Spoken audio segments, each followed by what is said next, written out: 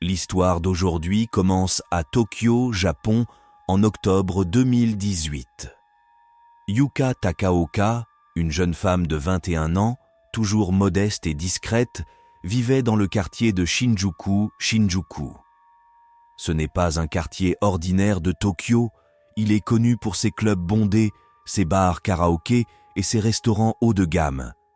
Toute cette beauté est enveloppée, sans exagération, d'une multitude de gratte-ciel. Yuka menait également une vie plutôt extraordinaire. On peut dire que sa vie se déroulait selon les standards occidentaux. Elle a abandonné ses études universitaires à 19 ans pour devenir gérante d'un bar-hôtesse, Shinjuku Hostess. Les bars-hôtesses sont des établissements extrêmement populaires en Asie de l'Est, dans l'industrie, disons, de la vie nocturne. Ils fonctionnent de telle manière que leurs clients, principalement des hommes, viennent engager des femmes pour de l'argent, mais sans la suite à laquelle vous pourriez penser. Les hôtesses se contentent principalement de servir des boissons, de faire des compliments et d'avoir une conversation agréable avec le client. En plus de tout cela, Yuka était une fan d'anime sur Twitter et Instagram. Elle publiait souvent des photos de ses cosplays de personnages préférés. Ses comptes, d'ailleurs, ne sont toujours pas supprimés. Donc, si vous êtes curieux de les voir, le lien se trouvera dans la description. Yuka était plutôt timide. C'est ce type de personnalité où la personne n'est pas très bavarde au début, mais avec le temps, avec la croissance de la confiance et le renforcement des relations, elle commence à s'ouvrir. Personne n'attendait jamais de problème de sa part. Tous ses amis parlaient d'elle comme d'une fille calme et extrêmement gentille. En revenant à l'anime, il faut noter qu'un de ses types de cosplay préférés était celui des yandere. Le mot yandere désigne un personnage d'anime mentalement instable. Ce sont généralement des filles dont la folie ne se manifeste pas dans des conditions ordinaires, mais qui sont prêtes à tout, littéralement, pour leur bien-aimé. Vous avez déjà deviné où tout cela mène. En octobre de la même année, lors d'un service dans le même bar hôtesse, elle rencontra un homme de 20 ans nommé Phoenix Runa. Phoenix travaillait aussi comme hôte dans un bar hôte à proximité. Il convient de préciser qu'un bar hôte est pratiquement la même chose qu'un bar hôtesse, à une exception près. Ils sont destinés aux clientes. Phoenix était extrêmement populaire à Shinjuku, à la fois dans et hors des portes de son bar hôte, et il apparaissait même souvent sur le mur de la renommée, car de nombreuses femmes qui payaient pour sa compagnie revenaient ensuite au même établissement pour lui. Je tiens à souligner que tout cela est un travail extrêmement sûr. Les bars hôtes et les bars hôtesses ont beaucoup de sécurité et sont officiellement sous la protection de la police. Comme vous l'avez déjà compris, Yuka et Phoenix travaillaient dans la même industrie. Ils se comprenaient à demi-mot non seulement en tant qu'hommes et femmes, mais aussi d'un point de vue professionnel. Plus tard, ils ont commencé à coordonner leurs horaires pour passer du temps ensemble en dehors du travail, et ils sont vite devenus amis. L'attirance obsessionnelle de Yuka pour l'objet de son adoration est révélée dans son journal intime et ses cahiers, dont les pages étaient remplies de dédicaces au jeune homme. Évidemment, au fil des semaines et des mois de ces rencontres, ces deux-là sont devenus plus proches et ont fini par sortir ensemble. Cependant, tout n'était pas si rose dans leur relation. Bien qu'ils se voyaient quand leurs horaires respectifs le permettaient, le travail créait une certaine tension entre eux. En effet, même si Yuka et Phoenix travaillaient dans la même industrie, ce dernier préférait gagner de l'argent en flirtant avec les femmes dans son bar hôte. Et cela, comme vous pouvez l'imaginer, a conduit à de la jalousie. Et dire « jalousie » serait un euphémisme. Mois après mois, Yuka s'attachait de plus en plus à lui, et par conséquent, sa jalousie grandissait de manière exponentielle. Le 23 mai 2019, plusieurs mois s'étaient écoulés depuis qu'ils avaient commencé à sortir ensemble. Les choses allaient étonnamment bien dans leur relation. Malgré quelques malentendus, le couple était heureux. Yuka continuait de gérer son bar hôtesse sans aucun problème. Les affaires prospéraient. Elle avait pris quelques jours de congé pour mettre de l'ordre dans sa chambre d'hôtel. Ce même jour, elle appela Phoenix et lui proposa de venir chez elle pour l'aider avec un costume de cosplay, et bien sûr, il accepta. Phoenix arriva chez elle beaucoup plus tard que prévu, car son service au bar avait été long. En entrant, il était très fatigué. Phoenix demanda à Yuka s'il pouvait prendre un bain chez elle pour se détendre après le travail. Elle accepta. Il entra dans la salle de bain, remplit la baignoire, s'allongea et s'endormit. Pendant ce temps, Yuka fouillait à nouveau dans le téléphone de son petit ami. Elle y trouva plusieurs photos de Phoenix avec une autre fille. Yuka ne savait pas qui c'était, mais elle comprenait bien que ce ne pouvait pas être une cliente, car elle avait comme d'habitude payé les services de Phoenix pour tout le mois. Cette découverte rendit Yuka furieuse, d'autant plus qu'elle avait remarqué que Phoenix était froid avec elle ces derniers jours. Elle associa cela aux photos et les prit comme preuve de tromperie. Si vous soupçonnez votre partenaire de vous tromper, il faut en discuter avec lui demander si tout va bien, n'est-ce pas? Oui, mais pas pour Yuka. Quand Phoenix se réveilla, il enfila ses sous-vêtements, alla dans la chambre et se glissa dans le lit, essayant de ne pas réveiller Yuka, qui semblait déjà dormir. Épuisé par les événements récents, il s'endormit rapidement. Après un moment, Phoenix ressentit soudain une vive douleur au ventre. Il ouvrit les yeux, regarda vers le bas et vit un couteau planté dans son abdomen. Sursautant, il se tourna avec horreur et vit Yuka penchée sur lui.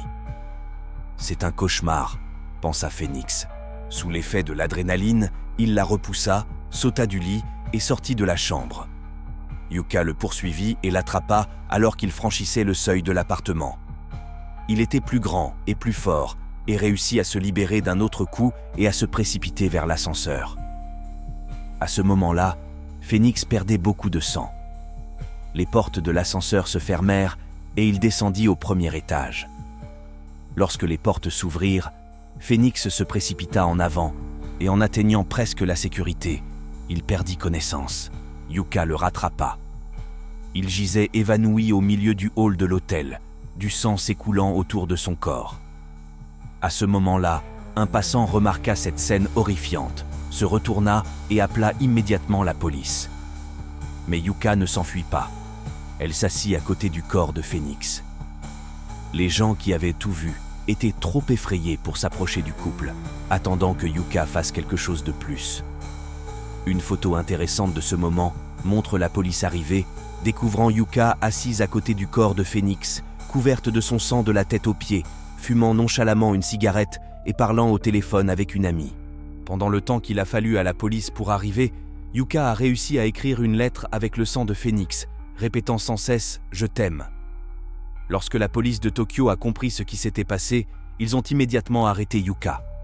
Plus tard, ils trouveront la lettre, écrite avec le même couteau qu'elle avait utilisé pour poignarder Phoenix dans cette chambre d'hôtel fatidique. Lorsqu'un policier lui demanda pourquoi elle avait fait cela, Yuka répondit « J'étais très triste et je voulais mourir. J'ai pensé que si je le tuais, je pourrais être avec lui. Je pensais que les expressions du genre « tu me plais » et « je voudrais être avec toi » deviendraient réalité si nous mourions tous les deux. De nombreux témoins ont vu la police escorter Yuka vers la voiture de service, et lorsqu'elle s'y est assise, elle souriait. En ce qui concerne la victime, Phoenix Runa, à ce moment-là, il était vivant, mais tenait à un fil. Lorsque la police et les médecins sont arrivés sur les lieux, il n'était pas encore mort des suites de ses blessures. Il a été transporté à l'hôpital local, où il est resté en état critique, avec seulement 20% de chances de survie. Mais le 1er juillet, un peu plus d'un mois après l'incident, à la surprise générale, Phoenix était vivant et se remettait. Il a écrit sur Twitter un message à ses amis et fans. « Désolé, mais je suis vivant et de retour. » Il a ensuite ajouté « Mon foie a été touché par le couteau, donc je ne peux plus boire. » Après avoir survécu à cette expérience horrible, Phoenix a accepté de donner une interview. Dans cette interview, il ne montrait aucune haine envers Yuka. Au contraire, lorsqu'on lui a demandé pourquoi il se comportait ainsi envers elle, il a répondu qu'il ne lui en voulait pas. Il a même supplié le juge de réduire sa peine. Le jeudi 5 décembre 2019, le juge a condamné Yuka à 3 ans et demi de prison pour tentative de meurtre, avec une réduction de peine conditionnée au paiement de 5 millions de yens. Lors de son audience, le juge a déclaré « Si possible, je veux que les gens continuent à mener une vie normale plutôt que de payer pour leurs péchés. » Et l'histoire ne s'arrête pas là. Après la tentative de meurtre et l'incarcération de Yuka, elle a acquis une véritable communauté de fans, principalement des amateurs de la culture anime, qui lui vouent une grande admiration.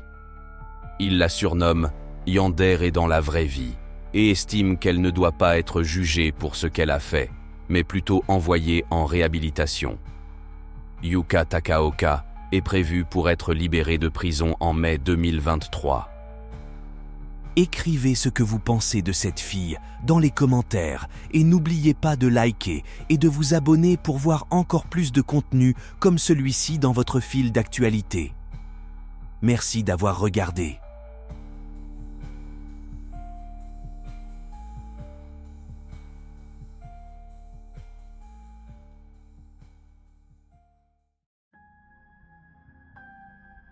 Réfléchissez bien, car dans cette vidéo, il sera question d'un endroit où la folie est devenue la nouvelle norme, d'un endroit où les lois de l'État dans lequel il se trouvait ont été ignorées, et de son chef, un pasteur dont le charisme naturel a poussé les parents à renoncer à leurs enfants bien-aimés. Rappelez-vous Charles Manson et imaginez quelqu'un 100 fois plus dangereux. Nous examinerons l'histoire sombre de la colonie Dignidad, que les médias ont surnommée la colonie des maudits. Après avoir découvert son histoire, demandez-vous encore une fois, avez-vous peur de devenir fou ou avez-vous peur que, dans un tel endroit, vous soyez le seul à être sain d'esprit? Dignidad. Un regard de l'extérieur. Pendant les premières années qui ont suivi la fondation de la colonie, la communauté mondiale n'avait même pas connaissance de son existence. Plus précisément, les gens de l'extérieur ne s'y intéressaient même pas. Pour une simple raison. De l'extérieur, tout semblait idyllique à l'intérieur de ces murs. En 1962, un an après son installation, Dignidad a été officiellement enregistrée en tant qu'organisation caritative. Dans la partie centrale du Chili, une ferme, une boulangerie et même un hôpital public ont été ouverts sur son territoire, où la population locale recevait des soins gratuits. Et tout cela avec la bénédiction des autorités chiliennes. Même le nom avait été choisi en gardant à l'esprit une image extérieure aussi attrayante que possible. Colonia Dignidad, si l'on traduit la partie espagnole, signifie « colonie de la dignité ». Le leader de la colonie promettait à ses disciples une vie pieuse dans la terre promise. En retour, il devait de fournir une aide humanitaire aux populations rurales pauvres. Tout cela se déroulait sous la devise Dieu, travail, discipline. La façade décorative, destinée aux outsiders, semblait impeccable. Cependant, dès qu'on commençait à poser des questions sur la raison pour laquelle la colonie avait été fondée au Chili et non dans le pays d'origine de son leader, tout le brillant précédent s'effritait instantanément, car la raison résidait dans la partie la plus sombre de sa biographie. Il est temps de faire connaissance avec le fondateur de cet enfer terrestre, caché des regards extérieurs, Paul Schaeffer. Il est né en Allemagne le 4 décembre 1921. Dans son enfance, il a perdu un œil pour des raisons mal connues. La version la plus populaire évoque une bagarre avec un camarade du même âge. Schaeffer est devenu, pourrait-on dire, le premier élève à rejoindre les rangs des jeunesses hitlériennes. Cependant, en raison de l'absence d'un œil, il n'a pas pu être directement enrôlé dans l'armée de la Wehrmacht. Au lieu de cela, Schaeffer a été envoyé comme infirmier sur le front occidental. Soit dit en passant, il prétendait lui-même que son œil en verre était le résultat d'une blessure sur le champ de bataille. Pendant un certain temps, Paul a servi comme médecin dans un hôpital militaire nazi sur le territoire de la France occupée. Finalement, après avoir atteint le grade de caporal, il a déposé les armes. Un tel parcours professionnel sinueux a permis à Schaeffer de devenir un expert dans l'utilisation de drogues et de tranquillisants, une compétence qu'il saura mettre à profit en tant que chef de la colonie. Après une jeunesse aussi mouvementée, l'ancien auxiliaire médical nazi semblait pressé de blanchir sa réputation. En 1954, il a fondé une mission sociale privée. Sur le papier, cette organisation faisait de la charité. Mais en ce qui concerne la réalité, avec ses enseignements, Schaeffer faisait écho au prédicateur américain William Branham, qui après la guerre avait commencé à gagner rapidement en notoriété. Ses idées variaient de choses comme le devoir d'une femme est d'obéir à son mari, à la prédiction de l'Apocalypse, durant laquelle Los Angeles devait être submergé. Aussi étrange que cela puisse nous paraître, dans ce nazi borgne, les fidèles ne voyaient pas un méchant caricatural. Au contraire, ils l'admiraient, le suivaient et écoutaient ses discours avec une grande attention. En 1952, Paul Schaeffer a été embauché par une organisation évangélique qui s'occupait d'orphelins. Cependant, 10 ans plus tard, en 1962, Schaeffer a été exclu de cette organisation à cause d'accusations de harcèlement sexuel envers des enfants. Cela lui a permis de créer son propre internat pour les enfants dont les parents faisaient partie de sa communauté religieuse. Il a pu contrôler les esprits des parents et utiliser leurs enfants pour ses propres objectifs. Des informations sur les crimes commis dans l'internat sont parvenues à la police et une procédure pénale a été ouverte contre Schaeffer. En 1961, Schaeffer a déménagé au Chili avec ses disciples, où ils ont fondé une colonie sur 3000 hectares. Dignidad, un regard de l'intérieur. Dès le premier jour, Schaeffer, ou comme on l'appelait à l'intérieur de la colonie, l'oncle éternel, a ordonné d'entourer le territoire de clôture. Il se souvenait du coup que lui avait porté la publicité dans son pays d'origine et avait désormais décidé d'isoler complètement son petit royaume. Cependant, pendant les premières années de son existence, une totale autonomie ne pouvait être qu'un rêve.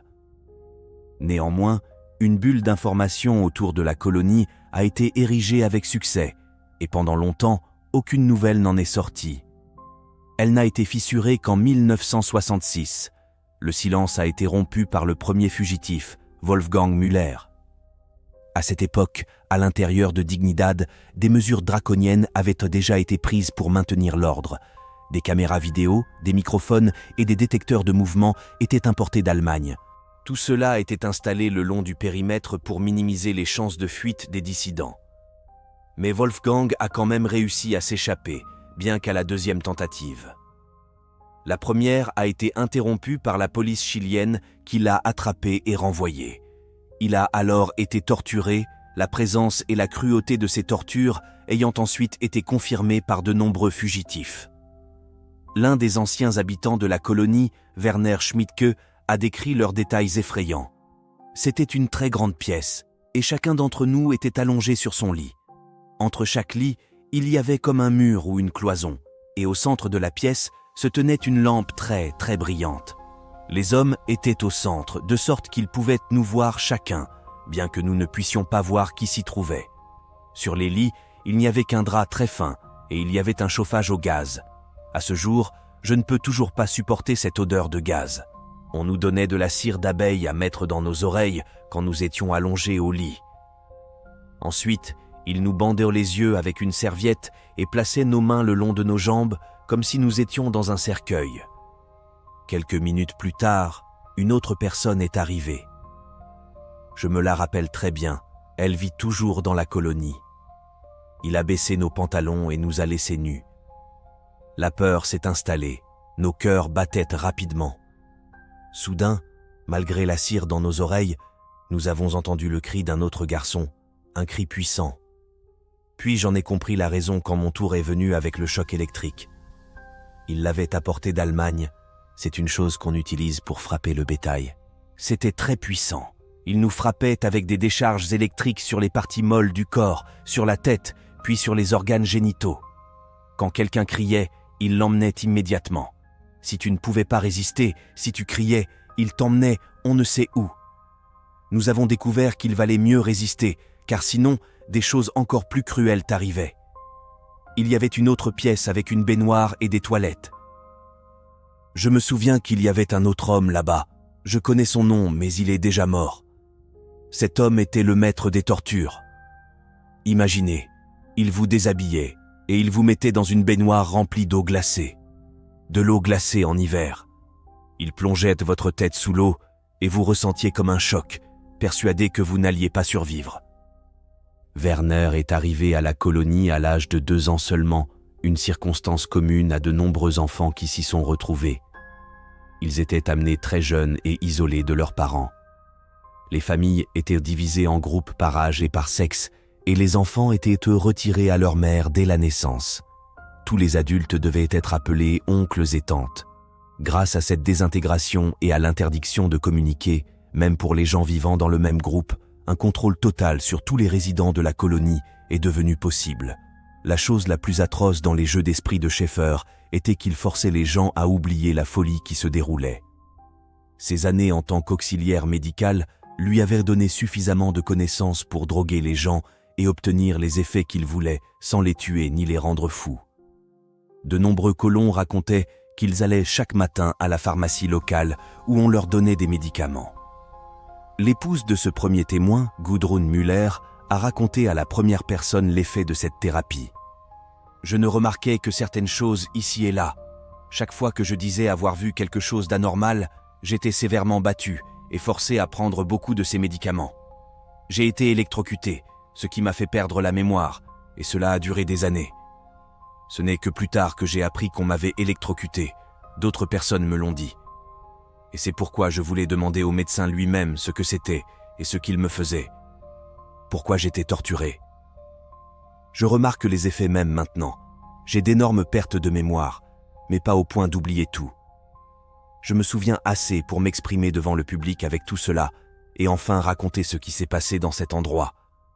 Quelles choses incroyables sont arrivées aux gens là-bas. Voilà ce que nous voulons éclaircir. Et voilà pourquoi nous en parlons maintenant. L'évasion de Müller a quand même nui à l'oncle éternel, mais pas fatalement, temporairement, le temps que les choses se calment. Schaeffer a été forcé de fuir en Argentine, et alors ses sbires ont commencé à constituer des dossiers sur les invités de l'élite chilienne. Beaucoup ont cédé à leurs désirs malsains quand on leur proposait des relations sexuelles avec des garçons et des filles dans la colonie. Pendant les actes sexuels, ils étaient photographiés et les preuves étaient ensuite utilisées pour faire chanter les fonctionnaires, aidant à protéger la colonie de la police. Pendant de nombreuses années, Schaeffer a développé un solide réseau de relations grâce à ses influents partisans. L'affaire Müller a été classée, Schaeffer a été libéré de toutes les charges et la colonie a pu poursuivre ses activités en toute impunité jusqu'en 1970. C'est alors que Salvador Allende a été élu président. Dès le début de son mandat, il a commencé à exiger la fermeture de la colonie. À cause de cela, les colons ont commencé à soutenir activement l'opposition à Allende, en particulier le Patria Libertad, le groupe militaire d'extrême droite qui luttait contre les partisans d'Allende. De nombreux combattants de là ont été formés dans les murs de la colonie. Une grande partie de leurs armes a été obtenue par la contrebande à travers le territoire de la villa. De plus, Dignidad est devenu un lieu de détention et d'exécution de prisonniers politiques chiliens après la prise de pouvoir armée de Pinochet en 1973. Cependant, la chance ne pouvait pas éternellement sourire à Paul Schaeffer. Des années plus tard, la dictature au Chili s'est effondrée, privant la colonie de ses sources d'influence et en faisant une cible de choix pour les journalistes et les forces de l'ordre. L'un d'eux, que lui est-il arrivé ? La plus grande contribution à la recherche de Schaeffer a été apportée par une journaliste d'investigation. Elle a suivi son affaire depuis 1966 et a aidé à trouver le refuge de l'oncle éternel en Argentine. Voici comment elle a décrit la chasse. Nous avons trouvé un fourgon qui était enregistré au nom de Peter Schmidt. Nous savions qu'il était l'un des proches de Schaeffer dans la colonie. Il a disparu avec lui en 1996. Le fourgon était enregistré à l'adresse du centre Chavelch. Quand nous y sommes allés, il s'est avéré que c'était une location de moto appartenant à un Italien. Quand j'ai commencé à lui parler, je me suis déguisé en touriste allemande pour qu'il n'ait aucun soupçon. Cet homme a guidé l'équipe Corolla vers la fromagerie, liée au Messie en fuite. Cette nuit-là, nous avons suivi un complice de Schaeffer dans l'obscurité sur des routes de campagne. Nous nous sommes arrêtés et avons marqué l'emplacement. Le lendemain, nous sommes revenus et avons découvert l'Osolita. C'était un ranch qui, comme nous l'avons appris un an plus tard, était l'endroit où Schaeffer se cachait. L'un de nos journalistes s'y est introduit et a rencontré les voisins, mais personne ne parlait jusqu'à ce qu'un des colons, appelé Filippo en Argentine, laisse entendre qu'un vieil homme vivait avec eux, un vieil homme qui avait des blessures de guerre et était malade. Ces indices nous ont convaincus que nous étions sur la bonne voie. En mars 2005, le cauchemar qui semblait éternel a pris fin. Ses auteurs ont finalement été arrêtés et extradés vers le Chili. Le juge lui a infligé 33 ans de prison. Le 24 avril 2010, Schaeffer est décédé d'une crise cardiaque dans sa cellule de la prison de Santiago. La colonie existe toujours, mais désormais n'importe qui peut la quitter. Seules les personnes qui n'étaient pas prêtes à vivre à l'extérieur y restent. Rebaptisé Villa Baviera, ce lieu sinistre est devenu une nouvelle attraction touristique. Ces bâtiments resteront sans doute longtemps un rappel des conséquences du pouvoir absolu d'un fou. Que le passé reste dans le passé.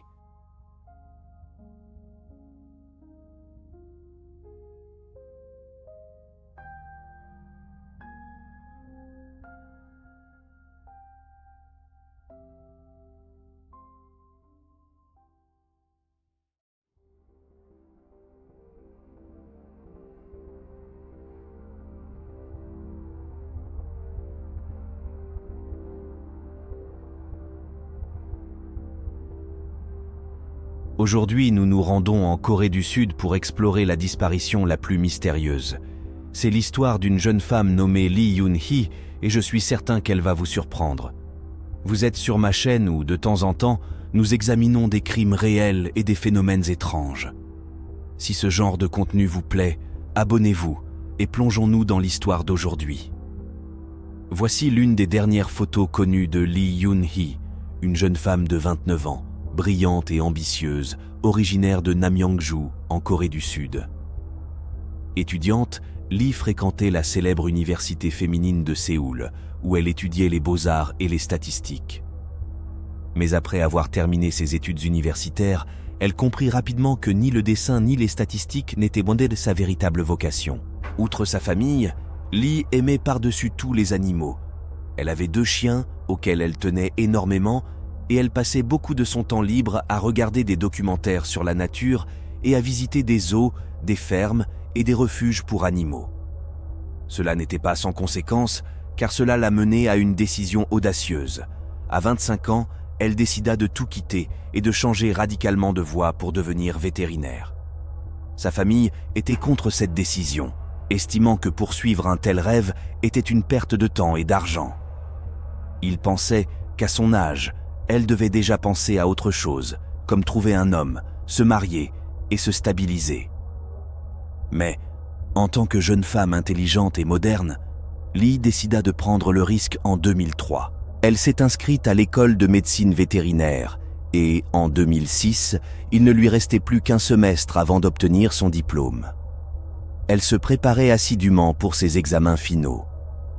Pour subvenir à ses besoins pendant ses études, elle passait beaucoup de son temps libre à donner des cours particuliers à des étudiants plus jeunes, y compris aux enfants de ses professeurs. Ainsi, pendant ses études, elle gagnait sa vie. Le 2 juin, en rentrant chez elle après l'un de ses cours particuliers, alors qu'elle marchait dans la rue, 2 hommes à moto passèrent à toute vitesse près d'elle et lui arrachèrent son sac, emportant son portefeuille, sa carte d'identité et, ce qui est très important pour cette histoire, son téléphone portable. 2 témoins virent ce qui se passait et poursuivirent les hommes à moto dans leur fourgonnette, les suivant sur plusieurs pâtés de maison. Cela continua jusqu'à ce que les voleurs tournent dans une ruelle étroite et disparaissent définitivement. Le soir même, Yoon-hee, visiblement bouleversée, retourna à l'université et informa ses amis qu'elle ne pourrait pas les joindre pendant un certain temps. « Rien qu'à penser à ces salauds, j'ai envie de pleurer, » dit-elle. « Je n'arrive pas à croire que le monde puisse être un endroit aussi horrible. » Malheureusement, la jeune fille ne savait même pas la moitié de ce qui l'attendait.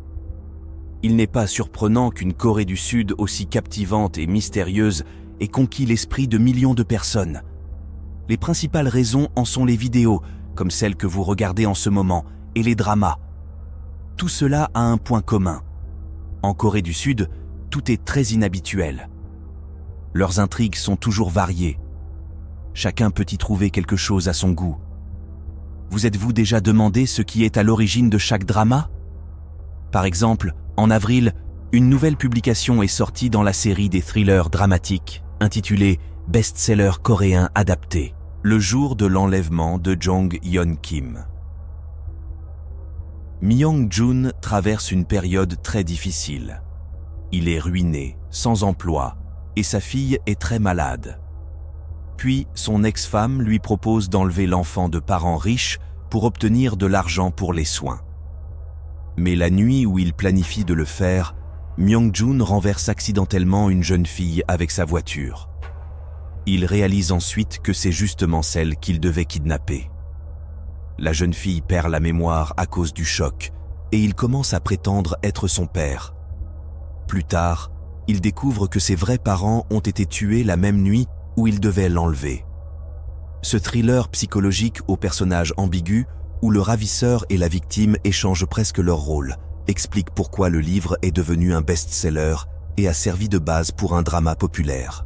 3 jours plus tard, le 5 juin, Yoon-hee et ses camarades de classe terminèrent leur dernier stage du semestre qui consistait à pratiquer une opération sur un animal.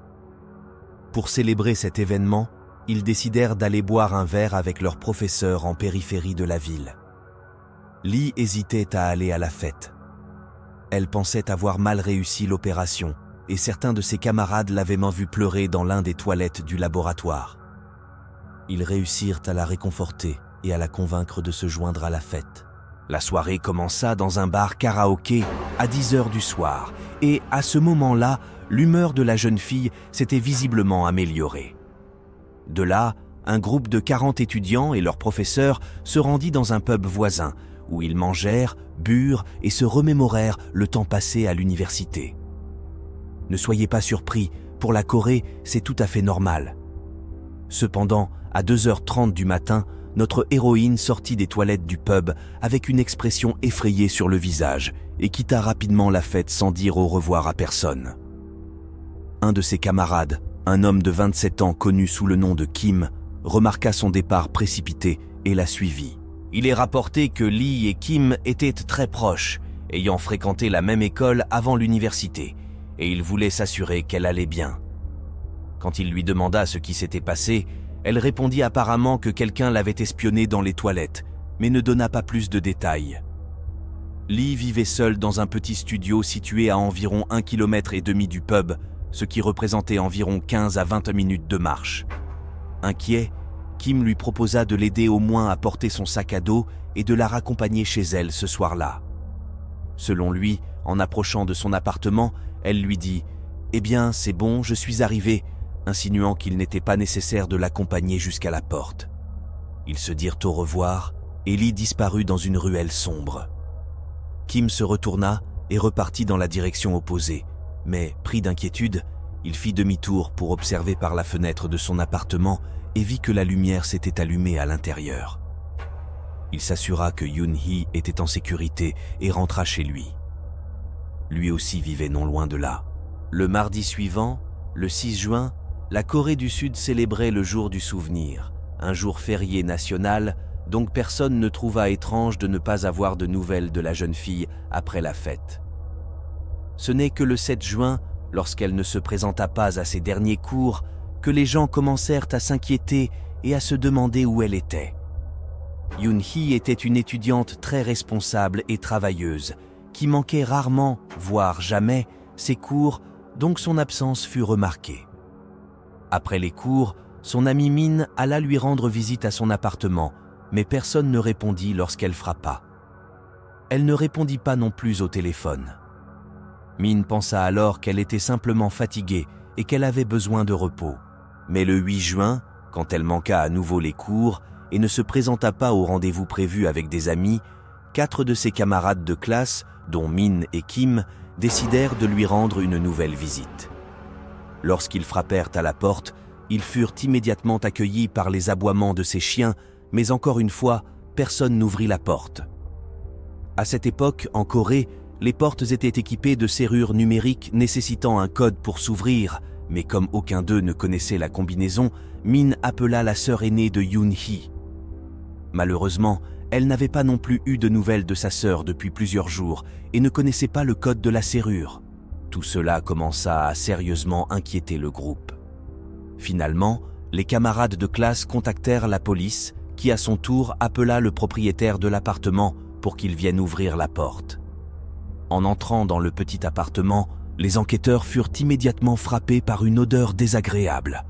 Il était clair que personne n'avait promené les chiens et qu'ils étaient restés seuls à la maison tout ce temps.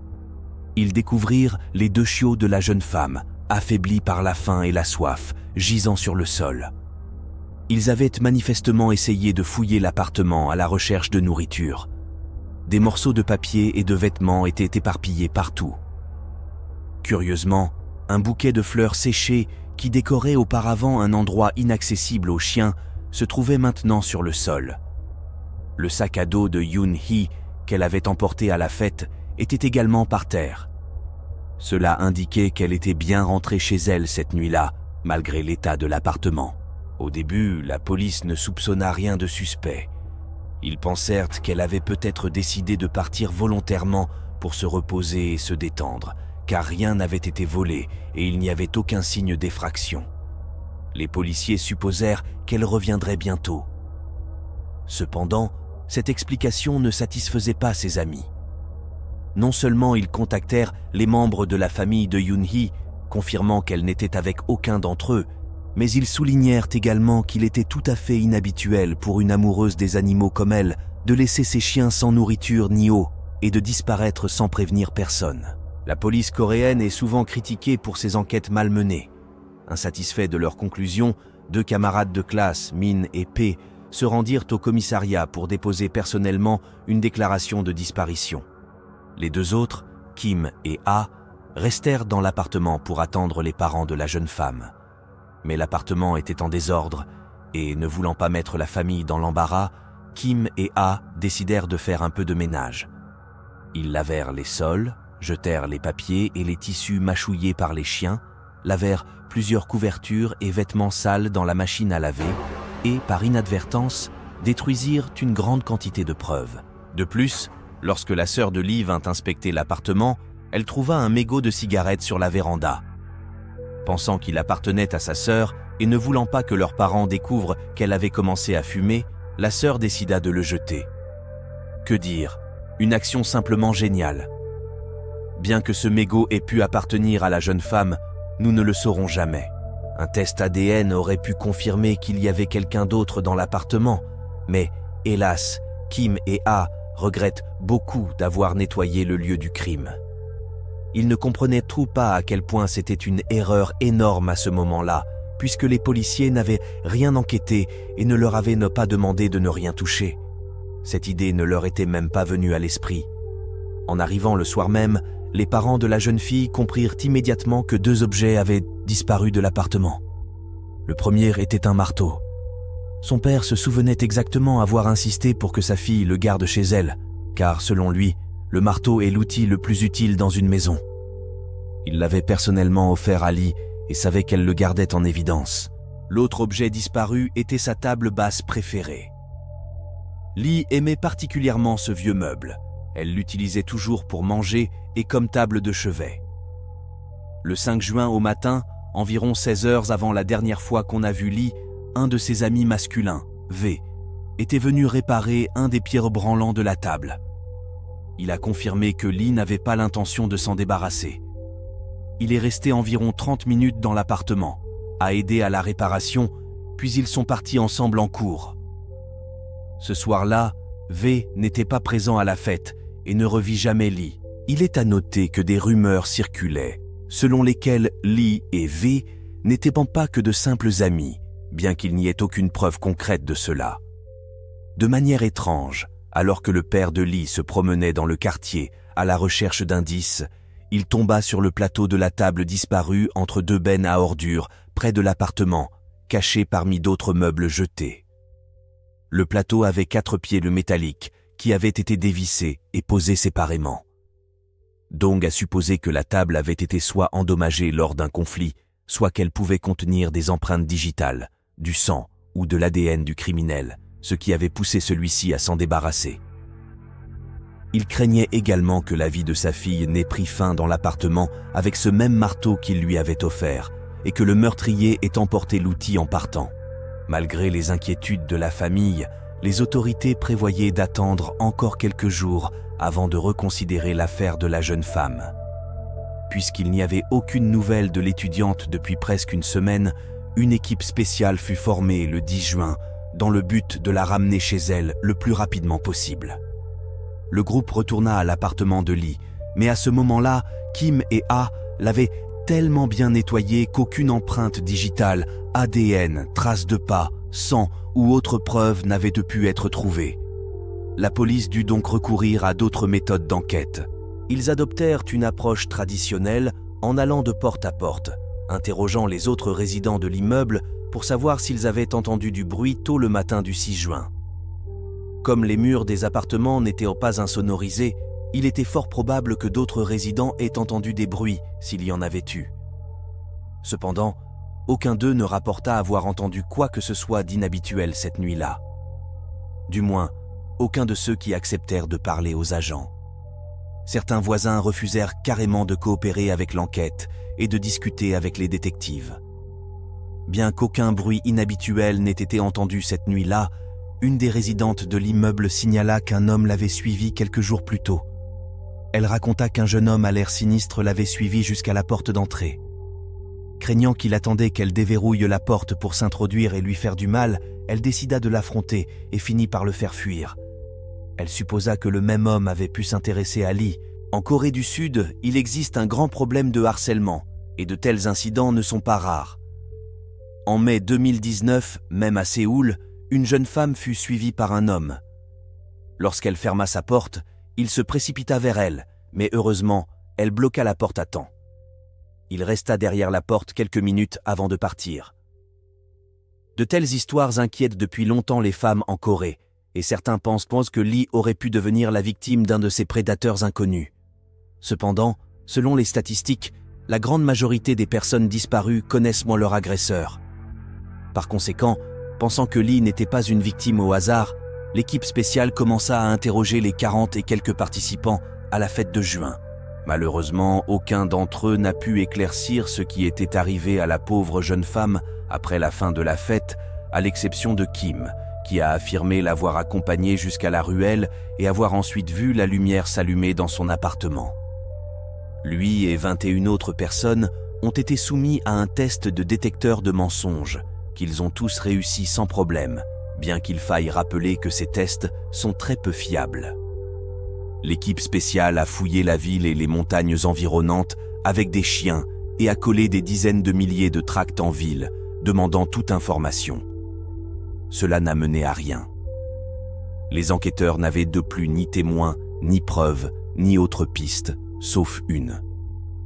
Dans l'immeuble voisin de celui de Lee, il y avait un appartement offrant une vue claire et dégagée sur ses fenêtres. Quiconque y vivait pouvait observer chacun de ses mouvements. En se renseignant auprès de la société qui louait cet appartement, les détectives ont appris que la pièce était inoccupée depuis plusieurs mois. Cependant, en inspectant la chambre, ils ont trouvé plusieurs paquets de cigarettes vides et des mouchoirs usagés près de la fenêtre donnant sur l'appartement de Lee. Ces indices n'ont pas non plus permis de récupérer de l'ADN utilisable. Jusqu'à ce moment-là, les amis de Lee n'avaient pas perdu espoir que leur amie réapparaisse saine et sauve, pensant que le stress des examens et l'incident avec la moto, où son sac avait été volé, l'avaient accablée, qu'elle avait craqué et décidé spontanément de disparaître pendant quelques semaines, oubliant ses chiens et ses responsabilités. Ils espéraient qu'elle avait volontairement jeté la table et le marteau parce qu'ils ne lui étaient plus utiles et qu'il y avait une explication innocente pour les mouchoirs dans l'appartement vide. Mais cet optimisme s'est vite dissipé lorsque les experts en cybercriminalité ont examiné son ordinateur.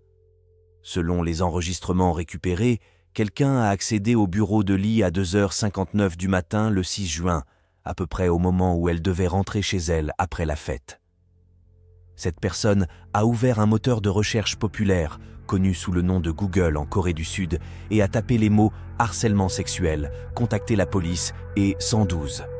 En Corée, le numéro de la police est le même qu'en Russie.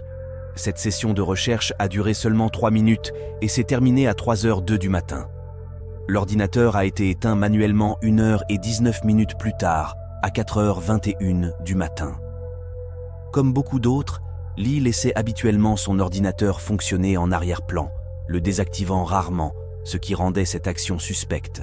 Étant donné l'heure, on peut supposer que Lee a effectué cette recherche presque immédiatement après avoir franchi la porte d'entrée. En se basant sur les termes recherchés, les détectives pensent qu'elle aurait pu être harcelée soit à la fête, soit en rentrant chez elle. Puisqu'elle n'avait pas de téléphone, il est tout à fait logique qu'elle ait cherché des moyens de signaler l'incident en ligne, mais elle a été interrompue après seulement 3 minutes. Plus tard, les experts ont découvert qu'entre 14h15 et 17h21, le 8 juin, quelqu'un a allumé le bureau de Lee et supprimé l'historique de ses discussions sur Naton, un messager coréen. Les journaux de discussion du 2 juin à 22h48 au 8 juin à 3h04 du matin étaient irrécupérables. Un logiciel spécial, peu connu en Corée du Sud, a été utilisé pour supprimer en masse les messages, suggérant que la personne responsable avait des compétences informatiques. Quelqu'un ne voulait clairement pas que les autorités sachent avec qui et de quoi Lee discutait. Étrangement, le 10 juin, quelqu'un s'est connecté au compte de Lee sur un site musical populaire et a vérifié son courrier électronique. La police a retracé l'adresse IP jusqu'à un motel à Gunsan, assez loin de l'endroit où Lee avait disparu, mais n'a trouvé aucun signe de comportement suspect sur les caméras de surveillance et surtout aucune trace de Lee elle-même. Il est désormais évident pour l'équipe spéciale que Lee a été tuée et qu'elle a disparu de chez elle contre son gré.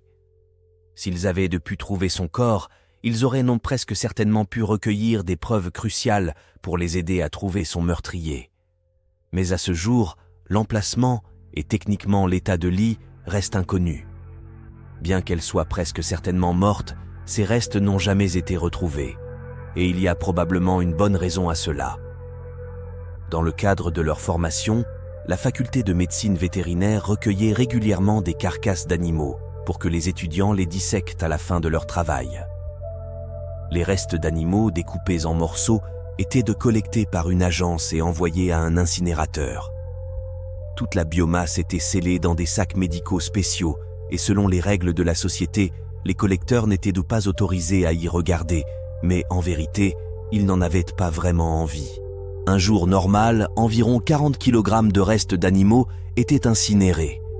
Le 8 juin, 2 jours après la disparition de Lee, 110 kg ont été brûlés, soit 70 kg de plus que d'habitude. L'école travaillait avec différents animaux, des chiens, des chats, des vaches, des cochons. Certains d'entre eux étaient beaucoup plus lourds que d'autres, mais d'après les registres, il n'y avait pas de gros animaux ce jour-là, car les cendres avaient été détruites avant que les experts légistes ne puissent les examiner. Nous ne pouvons que supposer que ce poids supplémentaire pouvait-il appartenir à Lee, qui ne pesait que 45 kg? Mais il est possible que ce poids excédentaire provienne d'autres indices.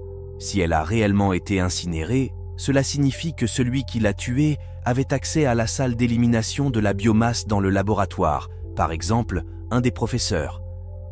Une personne d'intérêt est un des enseignants de Lee, connu seulement sous le nom de professeur Moon. C'est ce même professeur avec des enfants dont Lee s'occupait le 2 juin, le jour où on lui a volé son sac à main. Plusieurs étudiants ont rapporté que Moon se comportait de manière inappropriée envers la jeune fille, allant même jusqu'à essayer de la séduire. La nuit de la fête, il a essayé de s'asseoir à côté d'elle, mais elle lui a demandé de partir, le traitant de salaud. Il est suspect que l'alibi de Moon soit étonnamment incohérent. Au départ, il a déclaré aux enquêteurs qu'il avait quitté la fête tôt et était rentré chez lui à 2 heures du matin, mais il a ensuite changé cette version lorsque d'autres enquêteurs ont dit qu'il était parti seulement après le départ de Lee.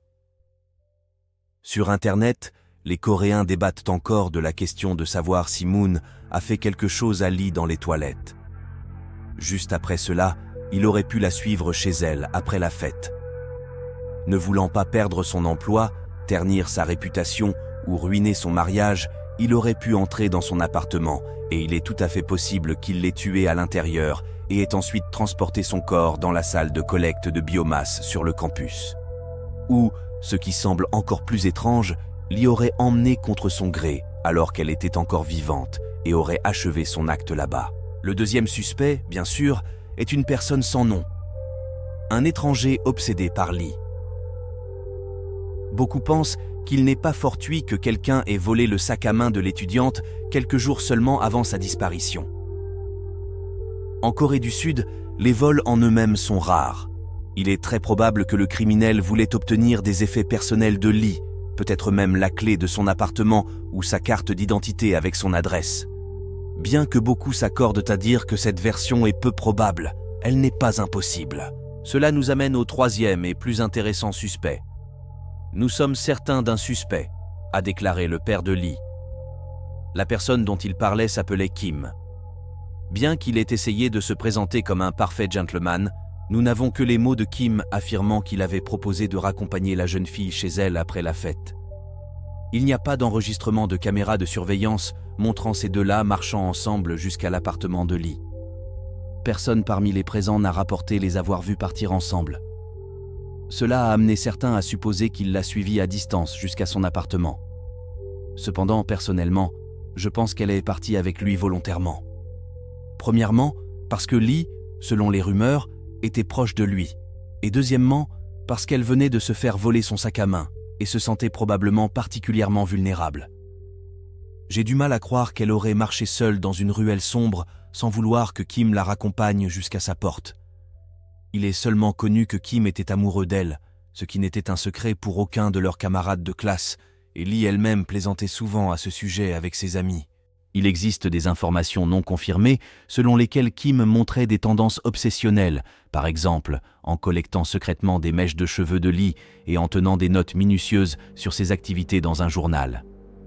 Certains ont même suggéré qu'il s'était inscrit dans la même université uniquement parce que Lee y avait été transféré. Néanmoins, elle semblait l'apprécier et lui faire confiance. Elle portait les vêtements qu'il lui avait offerts, passait du temps avec lui en tête-à-tête en dehors des cours et l'avait même inscrit dans sa liste de contacts pour les urgences. Beaucoup plaisantaient en disant que Kim était le troisième chiot de la jeune fille, un chien dévoué et inoffensif qui était toujours à ses côtés et la suivait partout. Mais d'autres pensaient que Lee avait également des sentiments pour Kim. Selon Kim lui-même, ils s'étaient embrassés à 4 reprises, mais cela n'était jamais allé plus loin. Bien qu'ils ne formaient pas un couple, on peut dire avec certitude que leur relation était ambiguë, dépassant clairement l'amitié. Mais si Kim tenait tant à Lee, pourquoi beaucoup le considèrent-ils comme le principal suspect dans son affaire ? C'est à cause d'un indice. Rappelez-vous, le 8 juin, lorsque Kim et leurs camarades sont allés rendre visite à Lee, ils n'ont pas pu entrer dans son appartement à cause du verrou numérique et ils ont dû appeler les autorités pour obtenir l'accès. Mais voilà le hic, Kim s'est trahi. En réalité, il avait déjà visité l'appartement de Lee à plusieurs reprises pour s'occuper de ses chiens et apporter des devoirs, et il connaissait parfaitement le code d'accès. D'un côté, il défendait l'honneur de Lee. Il ne voulait pas révéler aux autres qu'il connaissait le code de la porte, car cette information pourrait susciter des pensées inappropriées. Et comme la Corée du Sud est une société très conservatrice selon nos critères, il essayait peut-être simplement d'éviter l'embarras. D'un autre côté, c'est très suspect. Non seulement Kim savait comment ouvrir la porte de la jeune fille, mais il a également décidé de rester et de nettoyer la scène du crime avec A. Cela lui a non seulement donné l'occasion de cacher ses actions, mais aussi suffisamment de temps pour effacer l'historique de navigation de Lee avant l'arrivée de sa famille. En effet, comme je l'ai mentionné, cet effacement massif a eu lieu entre 14h15 et 17h21 le 8 juin. Pendant ce temps, Kim et A étaient les seuls à se trouver dans l'appartement. Lorsqu'on leur a demandé si l'un d'entre eux avait utilisé l'ordinateur, ils ont tous deux répondu « Je ne me souviens pas exactement ». Quant au motif, plusieurs options existent. Kim aurait pu craquer après avoir été rejeté par la jeune fille, ou bien avoir entendu des rumeurs selon lesquelles elle et B n'étaient pas simplement amis. Dévoré par la jalousie, il aurait tué Lee et détruit la table basse qu'il avait réparée, un acte qui pourrait avoir eu une signification symbolique pour lui. Lorsque les journalistes ont interviewé Kim en 2017, il était marié, avait des enfants et dirigeait sa propre clinique vétérinaire. Le père de Lee, Dong, a organisé plusieurs manifestations devant l'entreprise de Kim, l'accusant d'être impliqué dans la disparition de sa fille. En réponse, Kim a intenté un procès pour diffamation contre Dong, ce qui a conduit le tribunal à interdire à Dong de s'approcher du bâtiment de Kim. Kim affirme que les médias l'ont calomnié et qu'il n'a rien à voir avec la disparition de la jeune fille. Aucune accusation n'a été portée contre lui. Le détective principal chargé de l'affaire a exprimé ses regrets que lui et son équipe se soient concentrés uniquement sur Kim comme suspect principal et n'ayant pas pris au sérieux d'autres pistes, insinuant qu'il pense que Kim est innocent. Contrairement à la famille de la jeune fille, il estime que le coupable le plus probable est le professeur Moon, qui aurait utilisé sa position pour attirer l'étudiante dans le laboratoire et finalement dans la chambre de combustion. En 2017, la sœur de la jeune fille a reçu un appel de Lee. « Je n'ai pas d'argent pour appeler, donc je demande à quelqu'un de transmettre ce message. Elle te manque beaucoup. » L'appel a été retracé jusqu'à une cabine téléphonique publique à Gunsan, et l'appelant a même été trouvé. C'était un homme de 27 ans, souffrant d'une grave lésion cérébrale. Il a été établi qu'il n'avait aucun lien avec l'affaire. La même année, une médium a contacté les autorités, affirmant qu'elle avait communiqué avec l'esprit de Lee et que son corps était caché dans une station d'épuration. Sans surprise, aucune preuve ne soutenait les dires de la prétendue voyante. Aujourd'hui, près de 18 ans plus tard, les recherches se poursuivent. Depuis, des photos d'elle ont été publiées, ainsi qu'une image vieillie montrant à quoi elle pourrait ressembler maintenant. « J'ai déjà 82 ans, et je ne sais pas combien de temps il me reste, » dit son père vieillissant, Dong. « Mais avant de partir, je veux savoir si ma fille est vivante ou non, pour la ramener à la maison. » Dong et sa femme ont vendu tous leurs biens, et ont offert 100 millions de won à quiconque fournirait des informations sur l'emplacement de leur fille. Cette récompense n'a jamais été réclamée.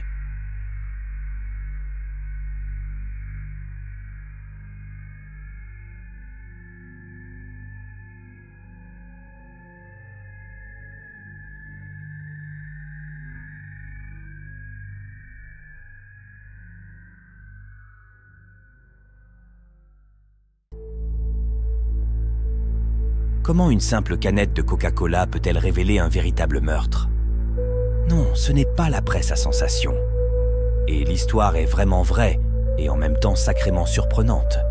Aujourd'hui, nous allons examiner l'affaire de Sylvia Quayle, qui a été trouvée morte chez elle en 1981.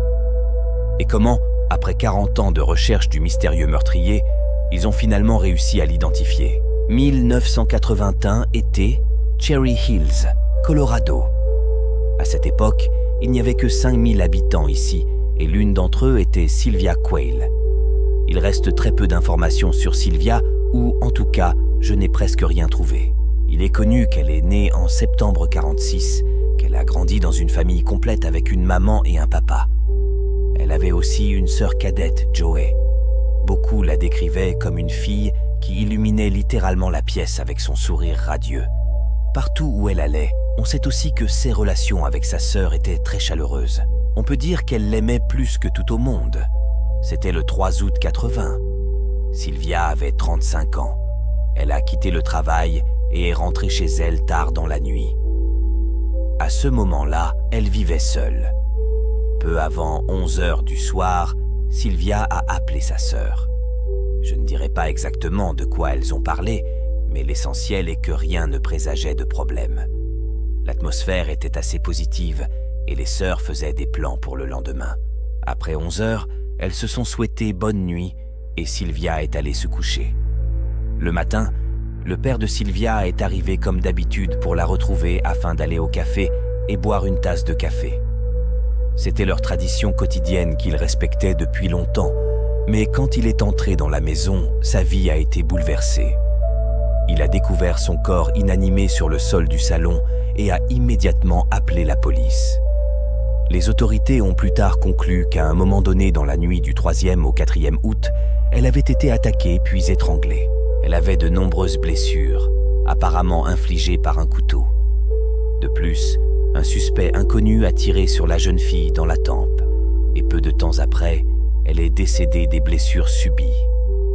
De plus, les notes de la police indiquent que la ligne téléphonique menant à la maison avait été coupée, ce qui laisse penser que le crime a dû se produire au moins après 11 heures du soir, après cet appel de Sylvia à sa sœur. Dans les notes, il est également souligné que la moustiquaire qui recouvrait la fenêtre de la salle de bain de Sylvia avait été arrachée de ses charnières et emportée dans les buissons les plus proches, ce qui indique que le suspect est probablement entré dans la maison par la fenêtre de la salle de bain. La famille et les habitants locaux ont été choqués par cette nouvelle. Tout le monde voulait trouver le coupable, mais malgré une forte motivation, aucune piste sérieuse n'a été trouvée. L'expertise médico-légale des années 80 en était encore à ses débuts, et comme la police et la famille ne pouvaient même pas supposer qui pourrait être un suspect théorique, la probabilité de résoudre le crime a rapidement chuté à 0. Alors, les forces de l'ordre ont collecté toutes les pistes sur le lieu du crime avec l'aide des experts médico-légaux et les ont placées dans un conteneur spécial. Cela a été fait dans l'espoir qu'un jour, dans le futur, des technologies pourraient émerger pour comprendre ce qui s'est passé. Et à ce stade, l'affaire de Sylvia Quayle a été mise en attente pour une durée indéterminée. 2 ans plus tard, à la fin des années 83, les enquêteurs ont décidé de revenir sur cette affaire et d'essayer de la comprendre. Quelques années auparavant, alors que Sylvia était encore en vie, la police canadienne avait introduit une nouvelle technologie de la criminalistique appelée source de lumière alternative. Cette technologie consistait à utiliser la lumière d'une longueur d'onde spécifique pour détecter d'éventuelles traces, mais elle était limitée au laboratoire. Le problème était que cette technologie était trop coûteuse et nécessitait de nombreuses machines encombrantes. En somme, elle était impraticable pour une utilisation sur le terrain. À ce moment-là, sur le marché, des lampes de poche ultraviolettes portables ont commencé à apparaître, mais leur capacité était toujours principalement limitée à un seul spectre, et elles étaient pratiquement pas utilisées dans la médecine légale. Alors, les enquêteurs ont finalement décidé d'utiliser cette technologie coûteuse, et ils ont découvert que le morceau de tapis pris avec le corps contenait un matériau poreux étranger. C'était un morceau de tissu. Il n'y avait pas plus d'indices, et à ce stade, l'affaire de Sylvia a été de nouveau mise en attente pour des jours meilleurs. 12 ans plus tard, en 1995, lorsque les technologies sont devenues beaucoup plus accessibles, le tapis a été envoyé au bureau central d'enquête pour une étude plus approfondie et la création d'un profil d'ADN du suspect. La création du profil a pris un certain temps, mais d'ici l'an 2000, le bureau d'enquête avait créé un profil complet correspondant à l'ADN trouvé sur le tapis. Cependant, cela n'a pas conduit à l'identification du criminel. Aucune correspondance avec ce profil n'a été trouvée dans les bases de données ADN, ni au niveau national, ni au niveau de l'État. Et c'est là que ça devient intéressant. Quelques années plus tard, un indice trouvé dans l'affaire de Sylvia a incité les analystes à prendre l'ADN développé et à le télécharger sur 2 sites web publics, alors appelés arbres généalogiques. L'essence de ces sites est que n'importe qui peut obtenir un kit pour collecter de l'ADN.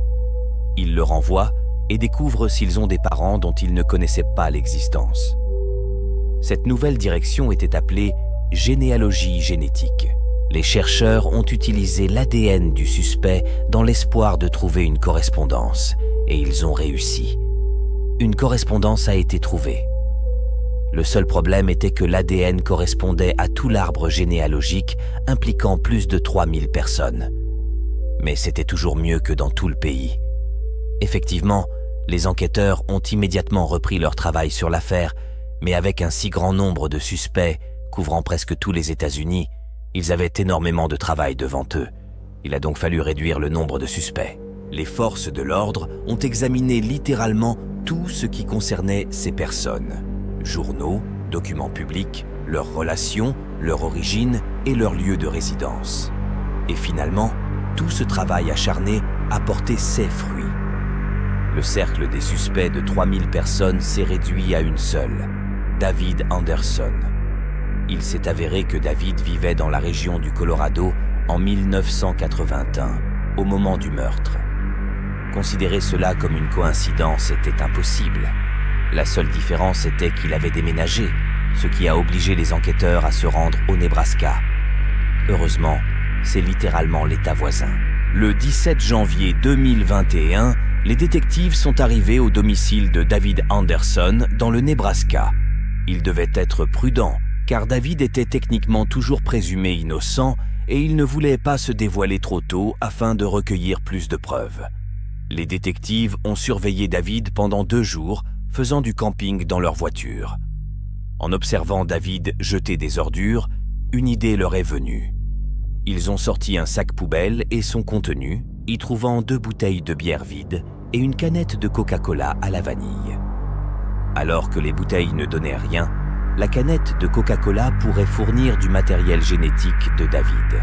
Ils ont envoyé les échantillons pour analyse et 11 jours plus tard, les résultats du laboratoire sont arrivés. L'ADN trouvé sur le tapis du lieu du crime dans la maison de Sylvia correspondait à l'ADN de la canette de Coca-Cola à la vanille. L'analyse a largement confirmé que David était dans la maison de Sylvia le jour de son meurtre. David Anderson a été arrêté le 10 février 2021 dans sa maison au Nebraska. Il a été ramené au Colorado, où des accusations ont été portées contre lui pour plusieurs crimes, y compris le meurtre. Cela signifie qu'il sera reconnu coupable et il sera probablement condamné à la réclusion à perpétuité sans possibilité de libération conditionnelle, même si maintenant il a plus de 60 ans.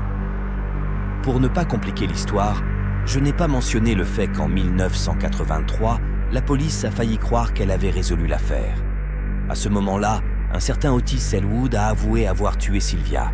Cependant, il avait un ami, Henry, qui a également avoué à tort plusieurs crimes. Finalement, toutes les accusations ont été abandonnées contre eux et ils ont été libérés. Et ainsi, 40 ans se sont écoulés. Il est intéressant de se demander combien de temps il a fallu à David pour se sentir en sécurité.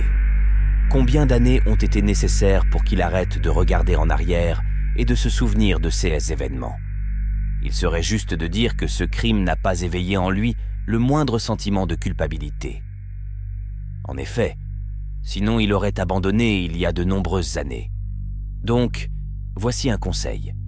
Si vous cachez quelque chose d'important, réfléchissez à combien de temps cela peut durer. Car si votre mensonge n'est pas découvert maintenant, cela peut facilement se produire plus tard, comme le montre la pratique, même après 40 ans.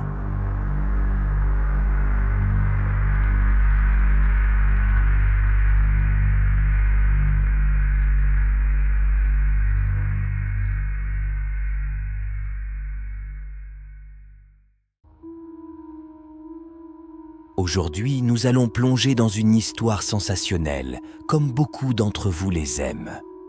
À un moment donné, l'histoire pourrait vous sembler désagréable, et je vous comprendrai. Mais tenez bon, la fin en vaut la peine, je vous le promets, car vous êtes sur ma chaîne où nous étudions des crimes réels et des phénomènes étranges. Si cela vous intéresse, abonnez-vous et plongeons dans l'histoire d'aujourd'hui. Les rencontres en ligne peuvent parfois être un véritable champ de mine. Après tout, quand il s'agit d'inconnus, pouvez-vous vraiment savoir avec qui vous discutez, plaisantez et prévoyez de rencontrer?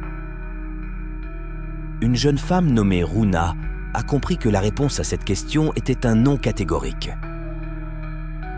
Runa, une jeune japonaise, est devenue l'année dernière la victime du CAS de catfishing le plus étrange que j'ai jamais rencontré.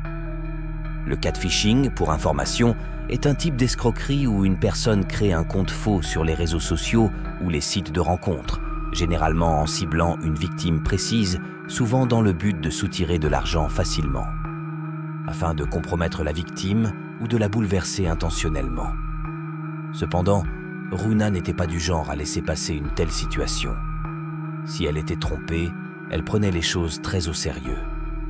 Aujourd'hui, nous allons examiner une affaire très étrange, impliquant des manipulations, des enregistrements de caméras de surveillance, des love hotels japonais et une vengeance personnelle. Sapporo est la plus grande ville de Hokkaido, la préfecture la plus au nord du Japon. Habituellement, les gens viennent ici pour se détendre loin du Tokyo agité, et grâce à un taux de criminalité extrêmement bas, on peut profiter de la ville presque sans souci. Mais si cette affaire nous apprend quelque chose, c'est que même les endroits les plus tranquilles ont leur côté sombre. Asamu et sa femme Oko vivaient ici, à Sapporo. En 1994, ils ont eu une fille qu'ils ont appelée Runa. En grandissant, il a toujours été difficile à Runa de sortir de sa coquille. Et comme les enfants peuvent être cruels, son caractère calme a attiré l'attention des voyous de l'école. Beaucoup de ses pairs se moquaient d'elle quotidiennement et la taquinaient. Pour la plupart, Runa cachait sa colère, mais tout le monde a ses limites. Un jour, après une insulte, elle a poursuivi un camarade de classe avec un cutter, envisageant de le découper en morceaux, mais on a pu l'arrêter. Plus tard, elle est retournée vers le même camarade de classe et lui a dit « Si tu refais ça, je te tue ». 16 mots sont devenus son mantra, celui avec lequel elle vivait depuis lors. La jeune fille montrait son sourire bestial et les autres élèves ne se moquaient plus d'elle. Au contraire, ils l'évitaient complètement, craignant qu'elle ne se vengeât. Cet incident a appris à Rune une chose. Il vaut mieux inspirer la terreur soi-même que craindre les autres. Étant donné que ses années de formation se sont déroulées dans la souffrance et l'isolement, Rune est devenue une recluse. Pour des raisons évidentes, il lui était difficile de nouer des amitiés et des relations. Ses parents, Asamu et Oko, ont fait tout leur possible pour soutenir Rune. Ils l'ont retirée de l'école qu'elle détestait tant et lui ont payé le meilleur traitement psychiatrique qu'on puisse acheter. Tout cela dans le but de l'aider à surmonter tous les problèmes qui pourraient survenir. L'un des médecins a suggéré qu'elle pourrait souffrir d'un trouble de la personnalité antisociale. Selon ceux qui connaissaient ses parents, ils se souciaient de leur fille. Son père était un psychiatre renommé et prospère, et il utilisait sa richesse pour couvrir Rune de cadeaux et lui faire sentir qu'elle était aimée.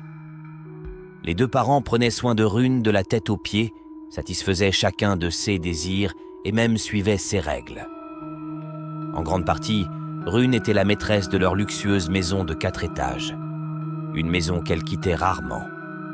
Dans certains articles, elle était décrite comme une personne renfermée qui se coupait du monde.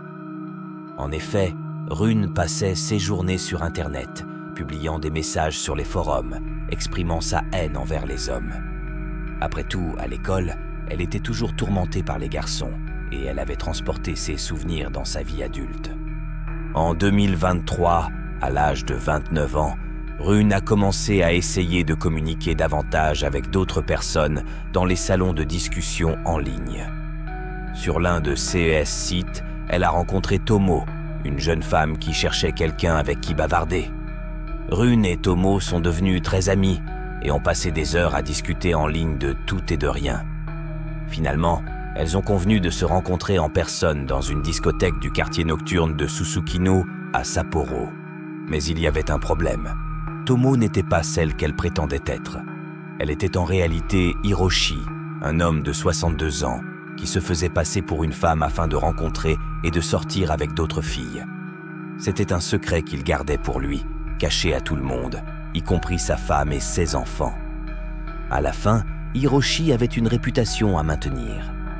Il était un employé consciencieux de l'entreprise et un homme de famille typique, mais secrètement, il passait ses nuits dans les bars et les clubs, convainquant sa femme que son patron organisait des sorties de travail avec ses collègues et que, comme on dit, on ne peut pas refuser son patron, et que son patron ne refusait pas non plus. En réalité, Hiroshi menait une double vie. Son alter ego était Tomo. Et malgré le fait qu'il était plus âgé que le père de Tomo, Hiroshi utilisait du maquillage et différents filtres pour convaincre Runa qu'il était beaucoup plus jeune. Pour clarifier, Hiroshi ne se considérait pas comme une femme.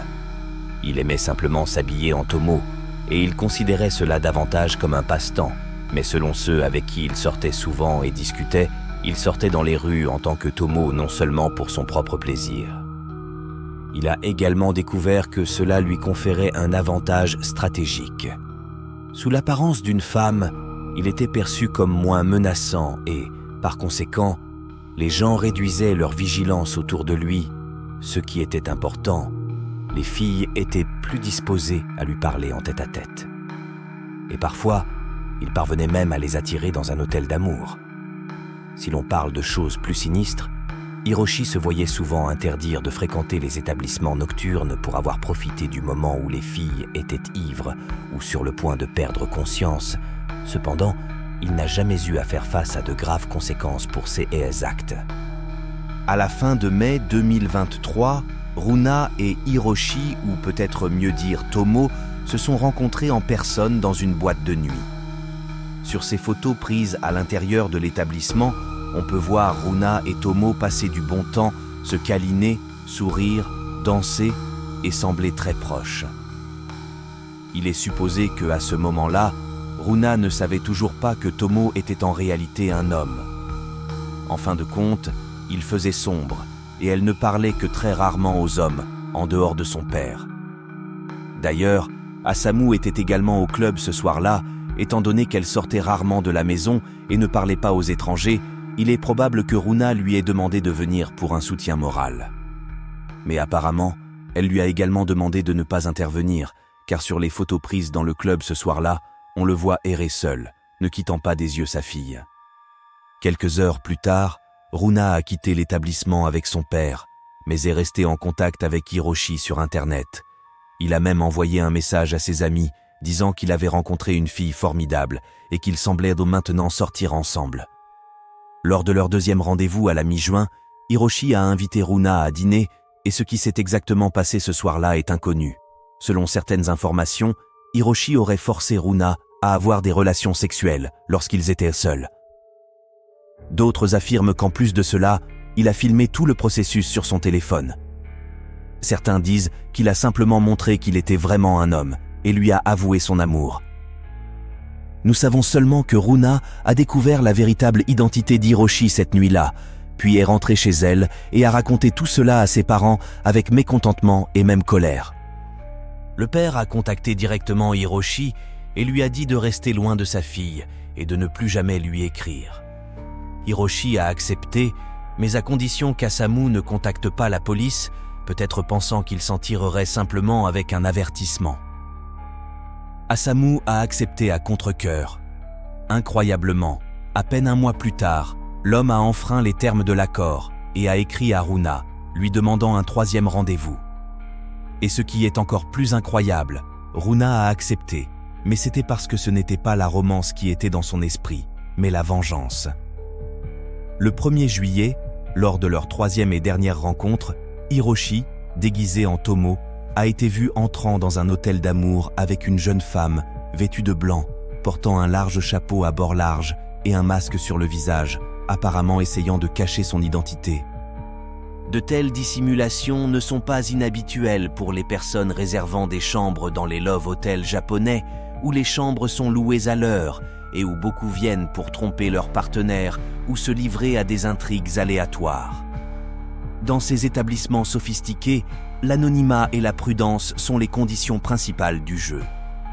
Les chambres sont souvent insonorisées, sans fenêtres, et le règlement en espèces peut généralement se faire par une petite ouverture, de sorte que même le personnel ne voit pas votre visage.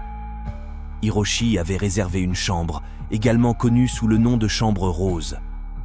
En entrant dans la chambre, Hiroshi se dirigea vers la salle de bain pour se rafraîchir avant de passer à l'action.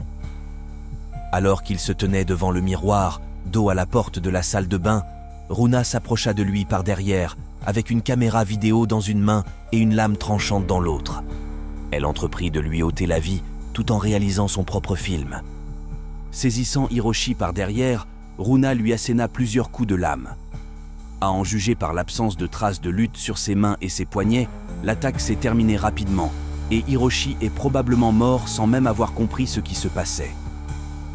Ensuite, Runa prit une scie à main et une série de lames différentes qu'elle avait apportées avec elle, et elle lui coupa la tête en enfilant un manteau préparé à l'avance pour éviter les éclaboussures. Ensuite, elle appela la réception depuis le téléphone installé dans la chambre d'hôtel et signala qu'un des clients qui s'était enregistré partait déjà, tandis que l'autre prévoyait de rester pour la nuit. Ensuite, elle quitta les lieux de l'incident, emportant avec elle le téléphone, le portefeuille, les vêtements et tout ce qui aurait pu servir à identifier Hiroshi, y compris sa tête. Sur ces images prises vers 2 heures du matin à la sortie de l'hôtel, on voit Rune, déguisée et transportant ses affaires dans une valise et un sac à dos préparé, sortant seule de l'hôtel. Son père Asamu est arrivé dans sa voiture et l'a aidé à fuir la scène du crime. Il s'est avéré que Rune avait dit à ses parents que Hiroshi l'avait invité à un 3e rendez-vous. Ensemble, ils ont planifié le meurtre parfait. Asamu était toujours médecin et connaissait l'anatomie humaine. En plus, il travaillait à l'hôpital et a donné des instructions à sa fille sur la façon de retirer la tête d'Hiroshi, qu'elle devait emporter avec toutes ses affaires. Pour éviter qu'il ne soit identifié le jour du crime, il a acheté une scie, un sac à dos et une valise à runes, ainsi qu'une perruque blonde. Pendant ce temps, la mère de la fille devait attendre à la maison qu'Asamu ait terminé. Ensuite, Rune et son père sont retournés chez eux, situés à 10 km du lieu du crime. Là, ils ont remis à la mère un paquet contenant la tête d'Hiroshi. Elle l'a mise dans un bac avec de la glace qu'ils ont laissé dans la salle de bain. Satisfaite que ses parents nettoient après elle comme d'habitude, Rune prit la voiture de son père, retourna à Susukino et s'amusa jusqu'au matin dans ce même club où elle avait rencontré Hiroshi pour la première fois. Il est fort probable que cela ait été une tentative de se créer un alibi. Osamu est retourné au travail le lendemain et a agi comme si de rien n'était. Selon tous ses collègues, Osamu était de bonne humeur et continuait à travailler comme d'habitude. Du moins en apparence, il semblait calme et il n'y avait aucun signe que la tête humaine se trouvait chez lui. La mère, en revanche, était moins remarquable et peu loquace. Le 2 juillet, elle a raconté aux membres de sa famille ce qui s'était passé, expliquant qu'elle ne s'attendait même pas à ce que Runa le fasse réellement. Vers le même moment, le personnel de l'hôtel est venu vérifier le client de la chambre rose qui ne s'était pas check-out à l'heure prévue. En entrant dans la chambre, ils ont remarqué que le lit était fait et n'avait pas été utilisé, et une odeur désagréable émanait de la salle de bain. En entrant, ils ont découvert Hiroshi dans une position contorsionnée. Ils ont essayé de l'appeler, mais n'ont reçu aucune réponse. Ce n'est qu'en examinant de plus près qu'ils ont réalisé qu'il lui manquait la tête. Des enquêteurs ont été appelés et ont fouillé la chambre à la recherche de preuves, mais ils n'ont trouvé aucune empreinte digitale sur les lieux. Bientôt, le corps a été identifié comme celui de Hiroshi Una, un homme de famille apparemment disparu. L'examen de son ordinateur a conduit la police au principal suspect, Runa Tamura, la seule personne avec qui il prévoyait de se rencontrer cette nuit-là. Les policiers sont arrivés chez les Tamura le 25 juillet, 3 semaines après l'incident. Ils ont pris la famille Tamura par surprise. Selon les enquêteurs, la famille semblait être des collectionneurs compulsifs, car il y avait très peu d'espace dans la maison, avec des piles de boîtes dans chaque pièce et des objets éparpillés à chaque coin. Ils ont commencé à examiner la scène du crime tout en nettoyant la maison, mettant la plupart des objets dans des sacs poubelles pour pouvoir trier tout cela plus tard. Après un certain temps, ils ont réussi à retrouver toutes les affaires manquantes de Hiroshi, y compris son téléphone portable qui était cassé, ce qui a probablement conduit à la suppression de preuves ou à la destruction de toute vidéo que Hiroshi aurait pu enregistrer. Ils ont également retrouvé sa tête, encore couverte de glace dans la salle de bain de la famille. Après 3 semaines, elle était en mauvais état et certaines parties de la peau de la tête étaient écorchées. Les détectives ont également saisi des enregistrements vidéo pris avant et après le meurtre, bien qu'ils n'aient pas été rendus publics.